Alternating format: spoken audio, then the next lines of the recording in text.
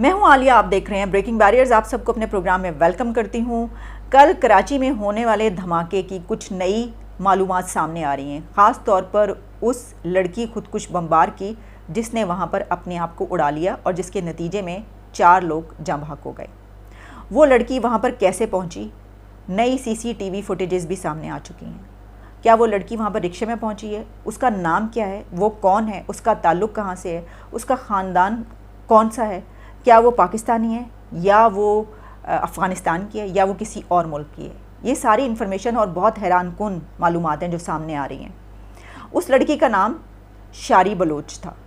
शारी बलोच उस जगह पर एक रिक्शे में पहुँची थी। जो CCTV फुटेजेस नई सामने आई हैं उसमें ये देखा जा सकता है कि शारी बलोच उस जगह पर एक रिक्शे में पहुंचती है, रिक्शे से उतरती है, फिर वो थोड़ा चल के जब आगे आती है तो देखा जा सकता है कि वहाँ पर एक और औरत, एक और ख़ातून बुरके में मौजूद है। बुरके में मलबूस वो ख़ातून उससे कुछ बातचीत करती है, थोड़ी सी बातचीत होती है और फिर वो जो पहले से वहाँ पर बुरका क्लैड वुमन मौजूद थी वो वहाँ से चलती हुई वहाँ से निकल जाती है, चली जाती है। और शारी बलोच उस जगह पर आकर खड़ी हो जाती है कि जहाँ पर उसने इंतज़ार करना है उस वैन का, जिस वैन में चाइनीज़ नेशनल है। उसको अपने टारगेट का पता है, उसको ये पता है कि जो वैन आ रही है उसके अंदर चंद चाइनीज़ मौजूद हैं जो कि यहाँ पे पढ़ाते हैं, यहाँ पर रहते हैं और उनको उसने निशाना बनाना है। जब वो वैन उसके करीब आती है तो जो CCTV फुटेज सबसे पहले निकली थी उसमें हम देख सकते हैं कि वो अपने आप को वहाँ पर कोई ऐसा महसूस हुआ कि उसने आगे होकर कोई पिन दबाई है या कोई बटन दबाया अपनी जैकेट को और अपने आप को वहाँ पर उसने धमाके से उड़ा लिया। ये मालूमात सिर्फ यहाँ तक ही नहीं है बल्कि कई जगहों पर अगर आप मीडिया आउटलेट्स देखें तो ये मालूमात शाया की जा रही हैं। एक्सप्रेस ट्रिब्यून में भी ये देखा जा सकता है इसके मुतालिक तफसीलात मौजूद हैं। इसके अलावा जियो में, फिर ये कि डॉन में, हर जगह पर और इंटरनेशनल मीडिया अगर आप देख लें तो वाशिंगटन पोस्ट जो है वहाँ पर भी ये वाली ख़बर शाया हो रही है। शारी बलोच एक हाईली क्वालिफाइड खातून थी और शारी बलोच उसी यूनिवर्सिटी से तालीम हासिल कर चुकी थी। जिस यूनिवर्सिटी के सामने शारी बलोच ने अपने आप को उड़ाया है उसने उसी तालीमी इदारे से तालीम हासिल की। शारी बलोच ने, जो मैंने कहा कि हाईली क्वालिफाइड है, तो मैं आपको बता देती हूँ कि शारी बलोच का जो ट्विटर प्रोफाइल है वो अभी तक एक्टिव है। एक्टिव से यानी ये कि डीएक्टिवेट नहीं किया गया, अभी तक मौजूद है। और उसके ऊपर जो उसकी प्रोफाइल में उसकी मालूमात लिखी हैं वो उसने लिखी हैं कि बलोच, बलोची, बलोचिस्तान, आगे उसने हार्ट बनाया हुआ है दिल, और फिर MSc zoology, M.Ed and M.Phil in education. इतनी हाईली क्वालिफाइड खातून ये काम कैसे कर सकती है?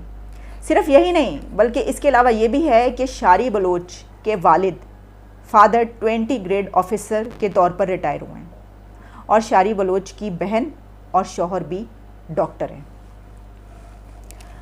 ये एक क्वेश्चन मार्क, एक सवालिया निशान है कि इतनी हाईली क्वालिफाइड एक लड़की, और सिर्फ यही नहीं कि सिर्फ वो किसी तरीके से पढ़ लिख गई और उसका जो ख़ानदान है वो बिल्कुल जाहिल और बहुत ही एक महरूम तबके से उसका ताल्लुक़ नहीं, उसका सारा ख़ानदान पढ़ा लिखा, जो कि अभी तक तफसीलात सामने आ रही हैं। जो इन्फॉर्मेशन अगर ये ज़राए जो बता रहे हैं वो दुरुस्त है तो इसके मुताबिक उसकी ये मालूमात है, ये इन्फॉर्मेशन है कि उसके वालिद 20 ग्रेड में रिटायर हो रहे हैं, उसके ख़ानदान में डॉक्टर हैं, उसका शौहर, उसकी जो 2 बच्चे हैं उसके।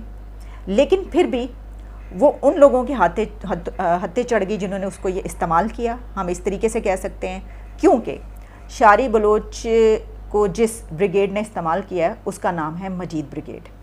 इससे पहले कि मैं आपको मजीद ब्रिगेड के बारे में कुछ बताऊं, मैं आपको ये बता देती हूँ कि शारी बलोच ने जो अपनी पोस्ट कुछ शेयर की हैं, जो चीज़ शेयर की है अपने ट्विटर पे कुछ दिनों के अंदर, एक तो मैंने आपको बताया कि उसने जाने से पहले खुदा हाफिज़ लिखा है, गुड बाय लिखा है अपने दोस्तों को। इसके अलावा कुछ बलोची में, बलोची ज़ुबान में, और कुछ उसने जिस तरह ये लिखा है, रीट्वीट किया किसी को, फिडल कास्ट्रो का एक कोटेशन जिसमें कहा है, इनकलाबी मसल्ले जदोजहद को बेहतरीन रास्ते के तौर पर नहीं चुनते, ये वो रास्ता है जो जुल्म मजलूम पर मुसल्लत करता है। यानी ये जो है रास्ता जो उसने किया, ये कोई ऐसा रास्ता नहीं है कि अपने दिल से जो है इसको चूज़ किया जाए या बेहतरीन रास्ते के तौर पर जो है बड़ा अच्छा, नहीं, एक जालिम जो है वो मजलूम को ये मजबूर करता है कि वो ये रास्ता चुने। और उसमें उसने तस्वीर बनाई है जो आप देख भी रहे हैं, जिसमें एक लड़की जो है वो जा रही है और उसने जो है हथियार उठाए हुए।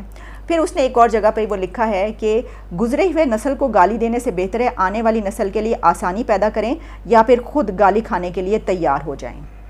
फिर एक और उनकी ट्वीट मिलती है कि मेरी ज़मीन ने मुझे मोहब्बत और मज़ाहमत सिखाया है। कुछ और इस तरह की चीज़ें भी हमें नज़र आती हैं।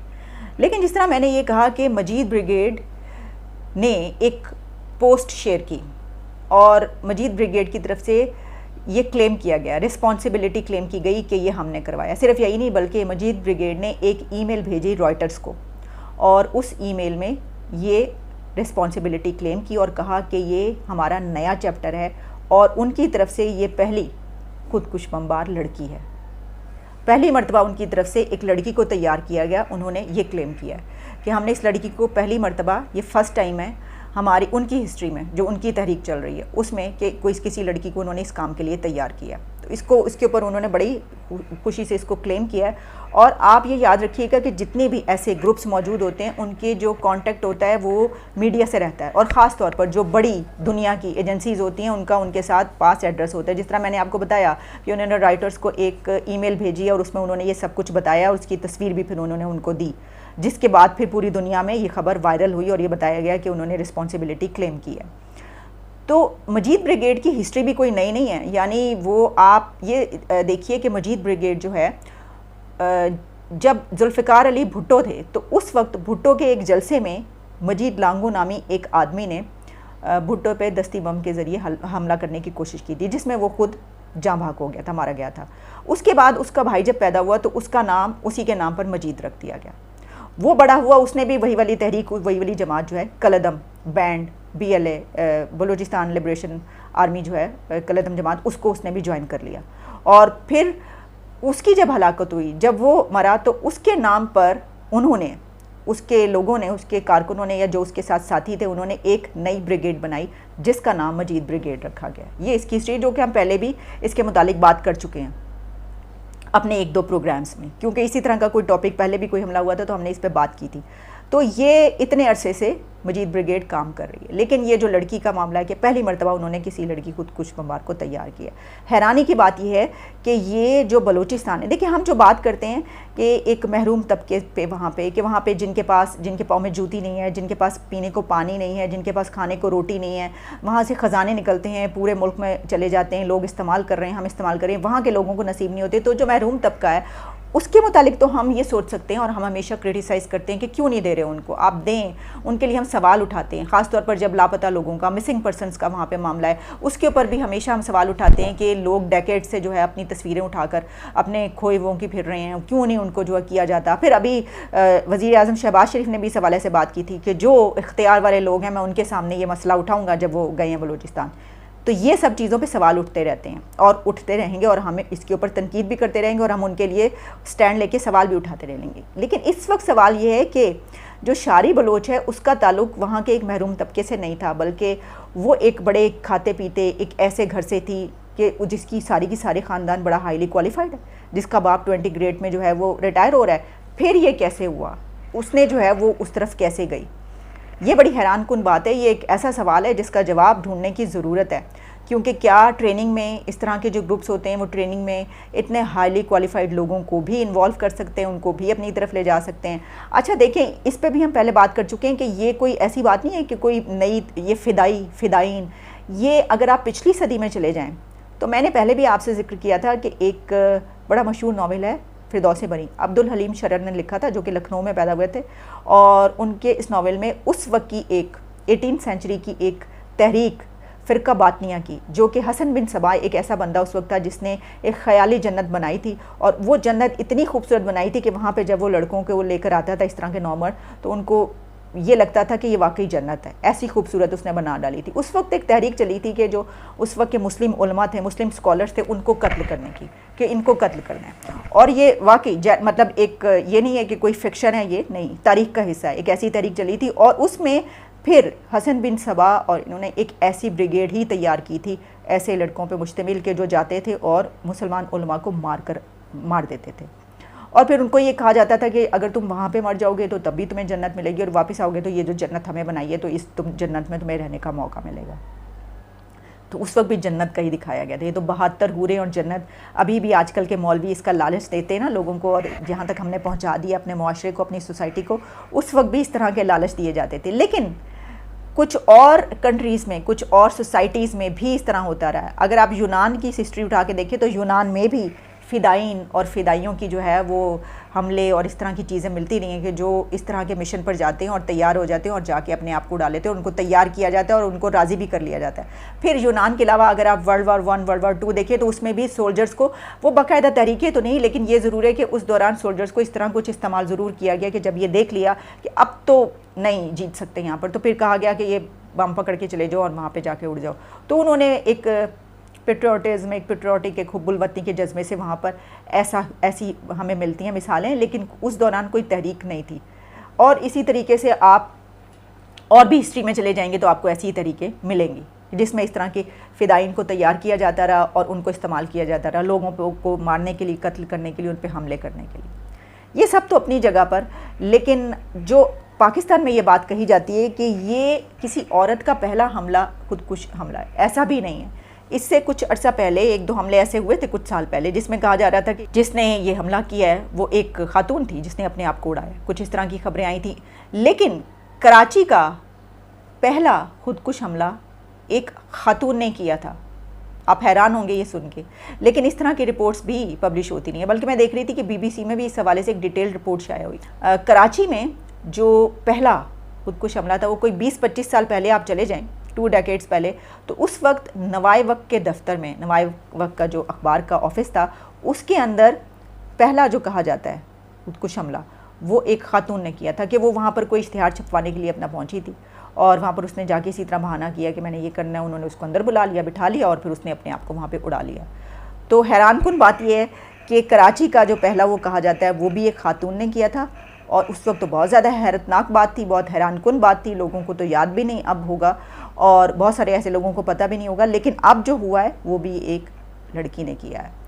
तो लेकिन जो मेरा, जिसके ऊपर मैं क्वेश्चन मार्क कर रही हूँ, जो मैं उठा रही हूँ सवाल, वो ये है कि हम, अगर ये कोई और होता बलूचिस्तान से, तो हम ये कहते हैं कि एक महरूम तबके से उसने अपने हालात से तंग आके वहाँ के, उसका जो वो तहरीक का उस हिस्सा है और वो समझता है कि उसके साथ जो ऐसा हुआ है तो उसने ये कदम उठाया। लेकिन एक ऐसी खातून जो कि इतनी पढ़ी लिखी, इतनी हाईली क्वालिफाइड, जिसका पूरा ख़ानदान इतना पढ़ा लिखा हो, उसके बावजूद वो एक कदम बढ़ाए और वो उस तहरीक में शामिल हो जाए, तो इसका मतलब ये है कि उसको इस तरह की ट्रेनिंग दी गई, या तो वो उसने जो महरूमी दूसरों की देखी उसने उस बहुत ज़्यादा असरअंदाज किया उसके ऊपर, उसने दूसरों, क्योंकि जिस तरह की उसने पोस्टें शेयर की हुई हैं उसमें लग रहा है कि वो दूसरों को देखकर, या ये कि उसका जो ताल्लुक़ है वो कुछ ऐसे लोगों से रहा कि जिसमें इस तरह की बातें होती नहीं और उसका जहन बनता रहा और ये समझती रही।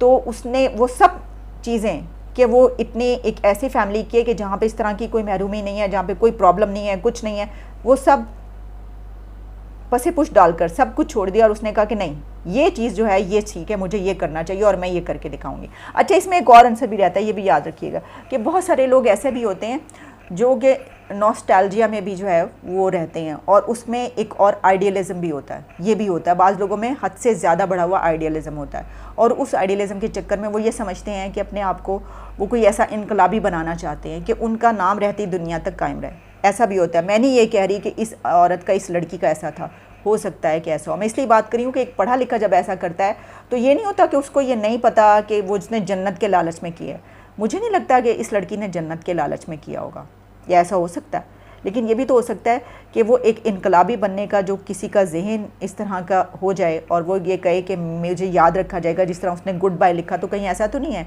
कि वो ये समझती हो कि इसके बाद वो ये एक ऐसा काम करने जा रही है जो लोग उसको याद करेंगे और उसको शोहरत मिलेगी और लोग उसकी बात करेंगे कि देखो क्या, या उसके लोग जो हैं बलूचिस्तान के या जो बलूची या जो इस तरह की जिस तहरीक में वो शामिल थी वो लोग उसको याद करेंगे। तो इसके मुतालिक कुछ भी सोचा जाता है। ये सब चीज़ें जो है हमारे सामने हैं, लेकिन फिर भी एक बात है कि इस तरह के, अब ये जो केस है ये बड़ा ही डिफरेंट है, बहुत ही, वो एक फ़िल्म है ना the curious case of Benjamin, कोई इस तरह की है, वो उसी पे है। ये भी बड़ा क्यूरियस केस है, इसको देखने की ज़रूरत है, इन्वेस्टिगेशन करने की।